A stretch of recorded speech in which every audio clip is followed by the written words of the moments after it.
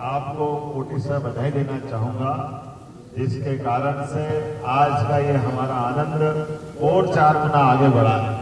मैं आज के इस अवसर पर माननीय मंत्री विश्वास सारंग जी, हमारे माननीय मंत्री कृष्णा गौड़ जी, संगठन महामंत्री माननीय हितानंद जी, माननीय महामंत्री भगवान दास जी, इस अवसर पर सुमित पचौरी जी जिला अध्यक्ष सहित सारे पदाधिकारी, हमारे आशीष जी, इस अवसर पर सारे पदाधिकारियों को बधाई देना चाहूंगा।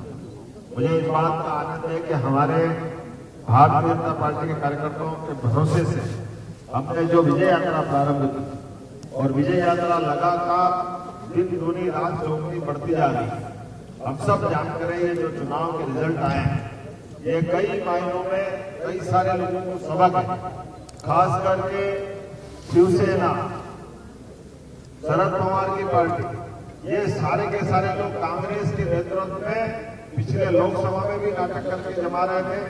इनके अपने लिए चुनाव आयोग में फैसला करते असली शिवसेना कौन सी है। मैंने भाषण में भी वहां कहा था कि बाला साहब ठाकरे की आत्मा रो रही होगी जिस दिन शिवसेना और कांग्रेस का गठबंधन हुआ, जिससे जीवन भर बाला साहब ठाकरे लड़ते रहे।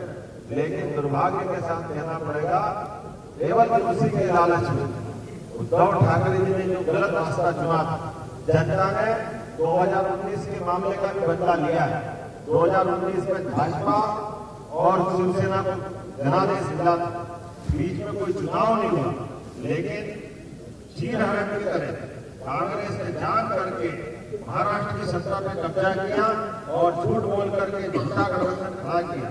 जब मैंने भाषण में बोला कोई अगाड़ी नहीं कोई पिछाड़ी, इसलिए अगाड़ी पिछाड़ी का हाल सबने देखा। आज इनकी स्थिति सामने आ गई, चुनाव आयोग ने भी किया, कोर्ट में भी हुआ और जनता का सबसे बड़ा निर्णय होता है। इतना बड़ा स्पष्ट जनादेश और हमारे लिए और आनंद की बात है, यशस्वी प्रधानमंत्री श्रीमान नरेंद्र मोदी जी के नेतृत्व में तीसरी बार सरकार बनी, जो लगभग 60 साल बाद भारत सरकार के नाते से उन्हें अपना नया दायित्व लिया और जनता लगातार उनको आशीर्वाद दे रही है। इसलिए क्या हरियाणा, क्या महाराष्ट्र, पूरे देश में बीजेपी का लगातार उनका अपनी ताकत बढ़ रही है। और यही कारण है कि हमारे जनादेश के मसले पर आज हम महाराष्ट्र की जीत का, उत्तर प्रदेश की जीत का, हमारे यहाँ पे मध्य प्रदेश का भी उदाहरण देना चाहूंगा।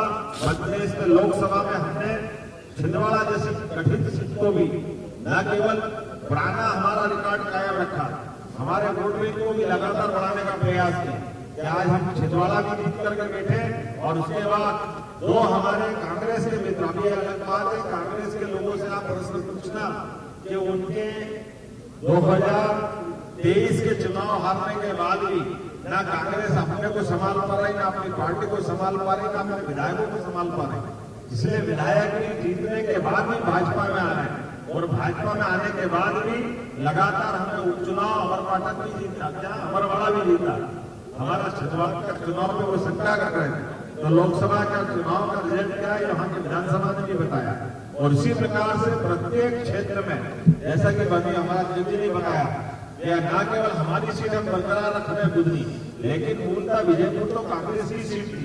कांग्रेस 18,000 से पिछला चुनाव जीती, कांग्रेस के ही विधायक राम निवासी हमारे परिवार का है, तो हमारा वोट बैंक और आगे बढ़ा। बीजेपी के नाते से जो 18,000 से बीजेपी वहां हारी थी, आज लगभग 7,000 के ऊपर वोट से हमने लूज किया है। लेकिन ये वो बात बताती है जो भाजपा का लगातार ग्राफ बढ़ रहा है। हर हालत में ऐसे ही विकास के कारवां को हम लगातार बढ़ाते रहेंगे। और देश के परिदृश्य में देखो तो कांग्रेस तो किस मुंह से बात करेगी। कांग्रेस ने पहले देश खोया, अब प्रदेश खोया। कांग्रेस लगातार रसातल पे जा रही है, दिन दूनी रात चौगुनी जिस ढंग की परिस्थिति बनती जा रही।